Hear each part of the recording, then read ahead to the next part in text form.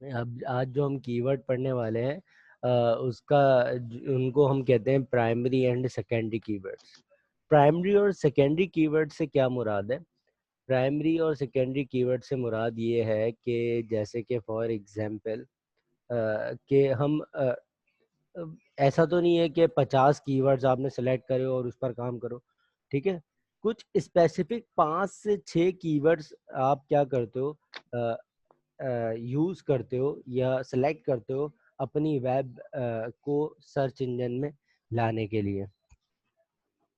अच्छा, तो जो प्राइमरी और सेकेंडरी कीवर्ड्स हैं, ये मेन कीवर्ड्स, प्राइमरी जो कीवर्ड है वो मेन कीवर्ड्स कहलाते हैं। जैसे कि फॉर एग्जांपल आपने 5-6 में सेलेक्ट करने के बाद उन 5-6 में से भी जिसको प्रायोरिटी दी वो हमारे प्राइमरी कीवर्ड्स आ जाते हैं और बाकी कीवर्ड्स क्या हो जाते हैं, सेकेंडरी कीवर्ड्स हो जाते हैं। बस इसकी ये छोटी सी एक लॉजिक है, ठीक है।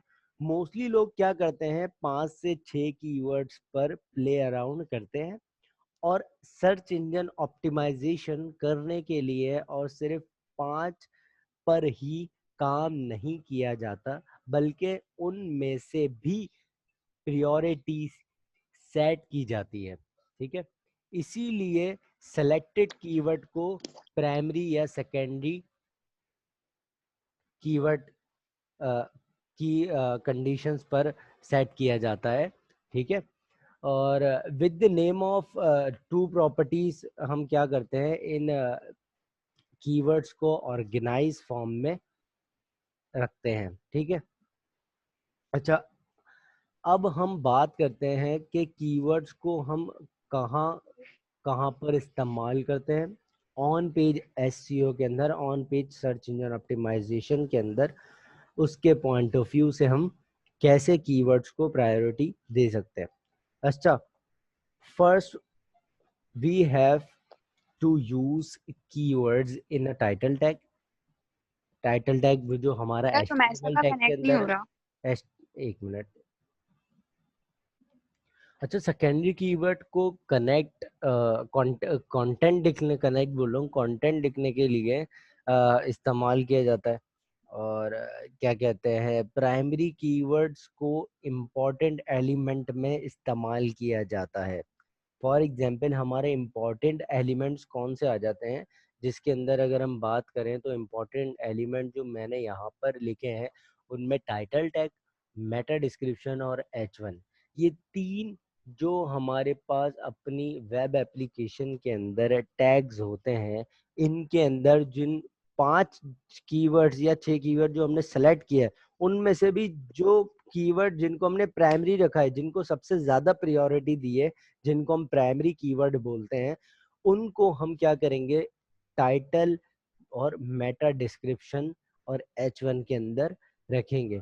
किस पोजीशन पर रखेंगे ये भी हम आगे डिस्कस करते हैं, बट हमें क्या करना है, कहाँ पर कौन से कीवर्ड्स को रखना है, इन चीज़ों को हमेशा ख्याल में रखना है।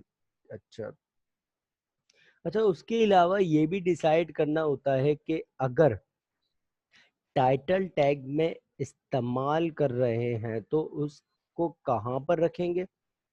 सबसे आगे हमें कीवर्ड को रखना होगा, इट्स मीन टाइटल टैग के स्टार्टिंग में और डिस्क्रिप्शन में हमें क्या करना पड़ेगा, जो भी कीवर्ड प्राइमरी हमने सेलेक्ट किया है for the title and description, so we have to put that in first, ठीक है। हमने क्या करना पड़ेगा, हमें फर्स्ट पोजीशन पर उन्हें रखना पड़ेगा, ठीक है।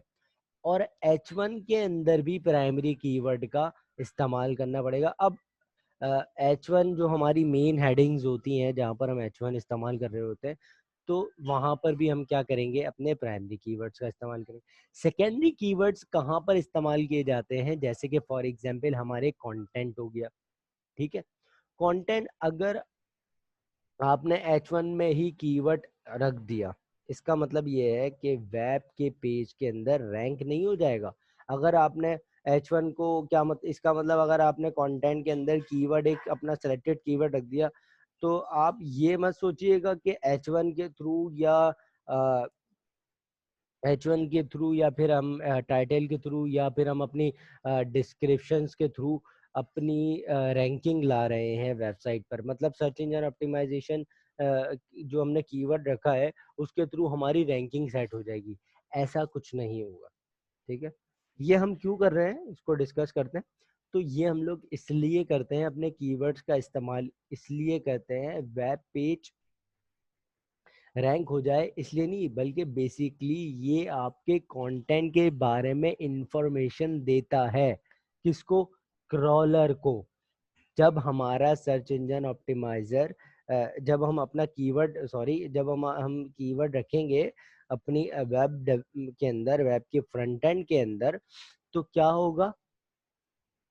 तो वो फ्रंट एंड के अंदर जो इंफॉर्मेशन होगी, जो कंटेंट इंफॉर्मेशन होगी, जो जिन चीज़ों को से वो इंफॉर्मेशन गेट करता है, हमारा सर्च, हमारा जो पीछे ब्राउज़र जो होता है, हमारा जो सर्च इंजन होता है, वो क्या करता है?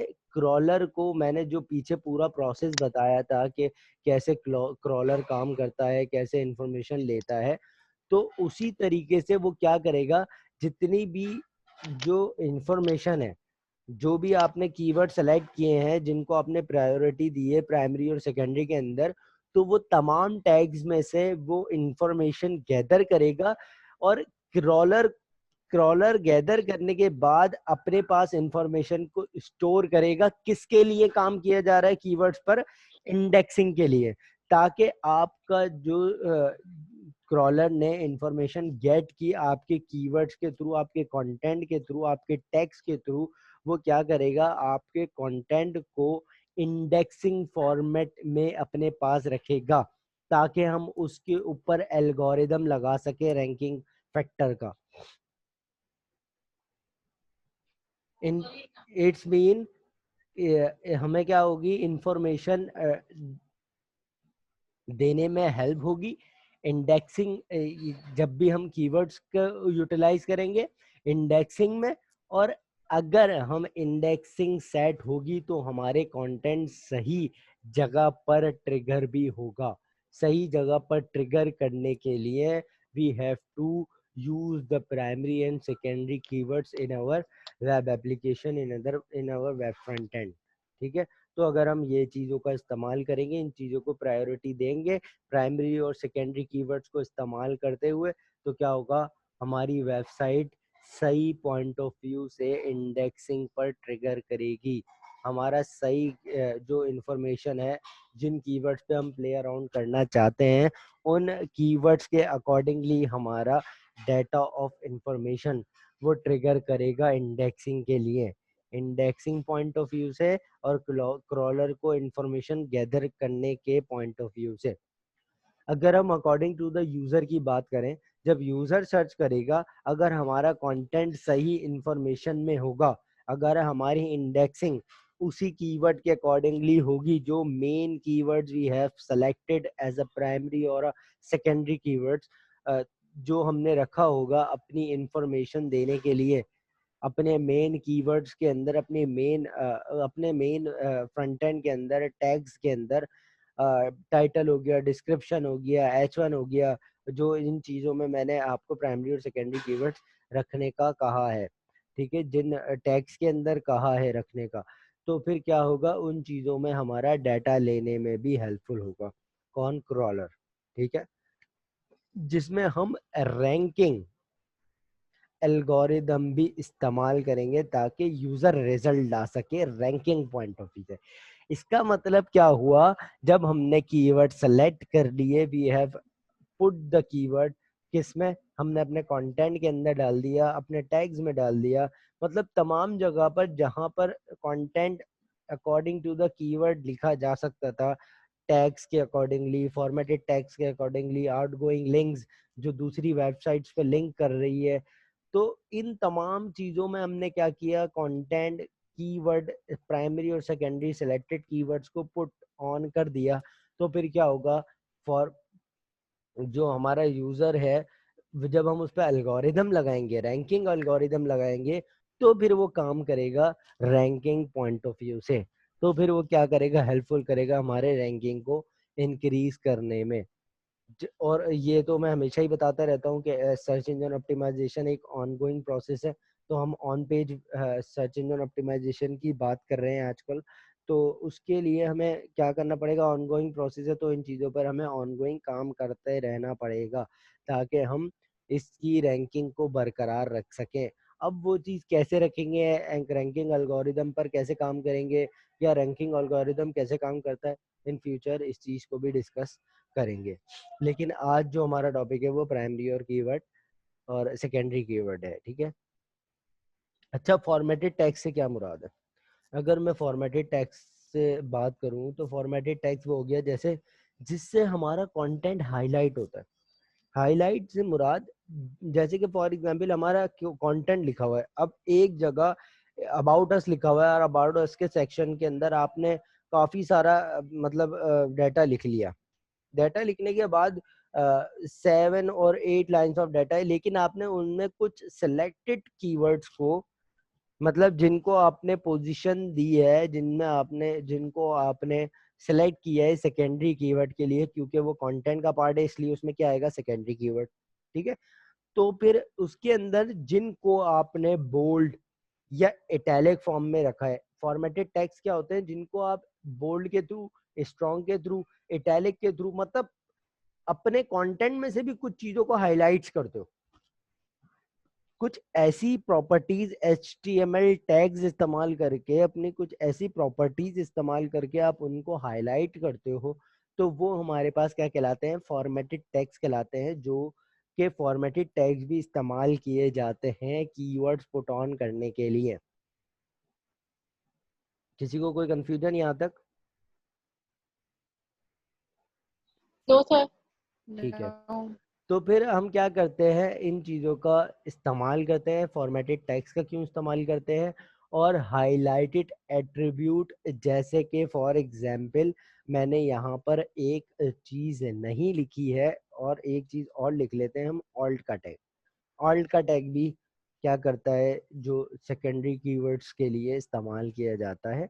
और सेकेंडरी कीवर्ड्स, ऑल का टैग तो मैं आप लोगों को पता है कि इमेज के टैग के अंदर इस्तेमाल किया जाता है। इसके अंदर भी हम क्या रखते हैं, अपने सेकेंडरी कीवर्ड को रखते हुए, जिसको हमने कम प्रायोरिटी दी है, बट हमारा कंटेंट और हमारा कीवर्ड इसके ऊपर भी वर्क करना चाहिए, तो हम क्या करते हैं, उन कीवर्ड्स को भी जगह जगह पर रखते हैं, जो कि हमारे सेलेक्टेड टैग्स हैं, जो कि मैं आज बता रहा हूँ, ठीक है।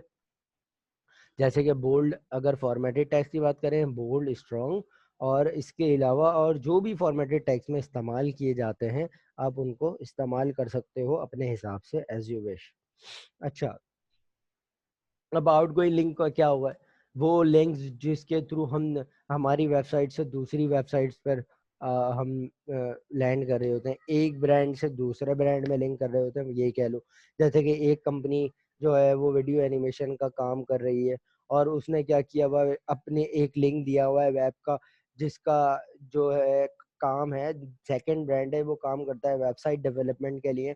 तो जैसे उस लिंक से हम आउटगोइंग लिंक, तो तो मैंने क्या बताया था, मैंने एक चीज बताई थी, आउटगोइंग लिंक्स मैटर्स करते हैं बहुत ज्यादा सर्च इंजन ऑप्टिमाइजेशन के लिए। क्यों? क्योंकि मैंने ये बताया था कि ये होना जरूरी है कि ऑप्टिमाइजेशन, हम जो लिंक दे रहे हैं उस वेबसाइट को भी ऑप्टिमाइज होना चाहिए, वेल ऑप्टिमाइज होना चाहिए सर्च इंजन ऑप्टिमाइजेशन के लिए, और जो उस पर लिंक डाला है वो वेब भी ऑप्टिमाइज होना चाहिए, क्योंकि जब वेबसाइट एक दूसरे से लिंक्ड अप कर रही होती हैं, तो उसके थ्रू क्रॉलर इंफॉर्मेशन गैदर कर रहा होता है एक दूसरे की वेबसाइट को इंडेक्सिंग करने के लिए। ये मैं पहले पॉइंट से बता चुका हूँ, जो कि इस वजह से डिस्कस कर रहा हूँ कि आउटगोइंग लिंक की यहाँ पर बात आ गई है। तो आपने क्या करना है, आउटगोइंग लिंक की अगर बात आ जाए, तो इन तमाम चीज़ों को करते हुए जब आओगे ऑप्टिमाइजेशन और आउटगोइंग लिंक जो भी लगाए उनकी ऑप्टिमाइजेशन, तो फिर क्या करोगे, आउटगोइंग लिंक्स के अंदर, मैं आउटगोइंग लिंक से मुराद ये है कि जैसे कि फॉर एग्जांपल ये नहीं कि हमने डायरेक्ट लिंक दे दिया कि वो भाई इस ब्रांड पे चले हो, नहीं, बल्कि we have to select the specific keyword for outgoing link. मतलब अगर हमने क्या किया, जैसे कि हमारा कंटेंट लिखा हुआ है एक लाइन का, अब उसमें से हमने कुछ टेक्स्ट एक मतलब फॉर एग्जांपल 2 वर्ड्स हमने क्या करा, उसको उसको सेकेंडरी कीवर्ड्स में रखा, ठीक है, मैं ये बता रहा हूँ कैसे इस्तेमाल किया जा सकता है। सेकेंडरी कीवर्ड्स का इस्तेमाल किया उसमें अपने कंटेंट में से, जैसे अबाउट अस के कंटेंट के अंदर में से दो कीवर्ड्स लिए और उन दो कीवर्ड्स को सेकेंडरी कीवर्ड्स मतलब रखा, सेकेंडरी कीवर्ड्स को इस्तेमाल किया और उन टू कीवर्ड्स को हमने क्या किया, उस कंटेंट में से फॉर्मेटेड टेक्स्ट अप्लाई कर दिया और उसका कलर फॉर्मेशन जो भी रखनी है, बोल्ड वगैरह या फिर जो भी करना है वो आपने कर दिया। उसके बाद आपने उसके पीछे एक आउटगोइंग लिंक भी लगा दिया, मतलब उसको एक एंकर के टैग में ले लिया। इस तरीके से काम करने वाला जो हमारा वर्क फ्लो होगा टैग के अकॉर्डिंगली, जैसे हमने आउटगोइंग लिंक भी इस पे इस्तेमाल कर लिया, फॉर्मेटेड टैग्स का भी इस्तेमाल हो रहा है और कीवर्ड का भी इस्तेमाल हो रहा है, सेकेंडरी कीवर्ड का। तो इस तरीके से हमारी वेबसाइट का जो कंटेंट जो होगा उसमें से जो स्पेसिफिक कीवर्ड्स होंगे वो क्या होंगे, क्रॉल होंगे इंडेक्सिंग फॉर्मेशन के लिए, जो कि मैं बार बार इस वजह से डिस्कस कर रहा हूँ ताकि आपके दिमाग में बैठ जाए कि क्या काम कर रहा है ये रैंकिंग नहीं कर रहा, रैंकिंग नहीं कर रहा, ताकि हम बाद में ये इस चीज़ को देख सकें कि रैंकिंग एल्गोरिदम अगर हम लगाएं तो फिर अगर हमारे डाटा इंडेक्सिंग में नहीं होगा तभी तो हम रैंकिंग में ला पाएंगे। ठीक है, मतलब कि एक चीज को हम अब, जैसे कि फॉर एग्जांपल आप अरीशा अपने घर पे रह रही हैं, अलीना अपने घर पे रह रही है, नवीद अपने घर पे रह रहा है। अब हमें क्या करना है, अब हमें एक जगह एक प्रोजेक्ट पे काम करना है, एक जगह पर आकर। ठीक है, तो हमें क्या करना पड़ेगा, पहले एक जगह पर मीटिंग अरेंज करनी पड़ेगी जहां पर हमें एक जगह हम लोग इकट्ठा होकर काम कर सके। तो उसके लिए इकट्ठा होना क्या कहलाएगा, हमारी इंडेक्सिंग कहलाएगी, क्रॉलिंग कहलाएगी कि हमारा पहले हमने इंफॉर्मेशन गैदर करी कौन कहाँ कहाँ रह रहा है, उसके बाद उसकी लोकेशन गेट करने के बाद, उसकी इंफॉर्मेशन गैदर करने के बाद, हमें क्रॉल करने के बाद अपने आप को, फिर हमने क्या किया, हमने एक जगह मीटिंग अरेंज की, हमने अपने आप को इंडेक्सिंग फॉर्मेट में लाया। फिर उसके बाद हम डिसाइड करते हैं कि कौन किस रैंकिंग पर लैंड करता है, कि किसकी प्रायोरिटी किस पर है, कि मतलब कौन की किसकी प्रायोरिटी ज़्यादा है, कौन पहले आएगा कौन बाद में आएगा। उस हिसाब से हम क्या करते हैं, अपनी प्रायोरिटी सेट कर रहे होते हैं, गूगल के ऊपर एल्गोरिदम लगा के अपना रैंकिंग फैक्टर सेट कर रहे होते हैं। अच्छा, उसके अलावा एक लास्ट चीज़ मैं आपसे डिस्कस कर लेता हूँ, वो है हमारे पास। अच्छा, वो ये है कि जैसे कि मेटा डिस्क्रिप्शन के अंदर हम ये सेट करते हैं कि फर्स्ट पोजीशन पे हमें अपना प्राइमरी कीवर्ड रखना है और टाइटल के अंदर, और H1 के अंदर भी हम फर्स्ट पे भी रख सकते हैं और इसमें इसकी पोजीशन पे कोई इशू नहीं है। अच्छा, लेकिन फर्स्ट पे रख सकते हो उसमें भी, ठीक है। अच्छा, अभी तक जितना समझाया इसमें कोई इशू, कोई मसला, कोई प्रॉब्लम, प्राइमरी कीवर्ड और सेकेंडरी कीवर्ड आपके दिमाग में ठीक ठाक से आ गए, समझ में आ गए?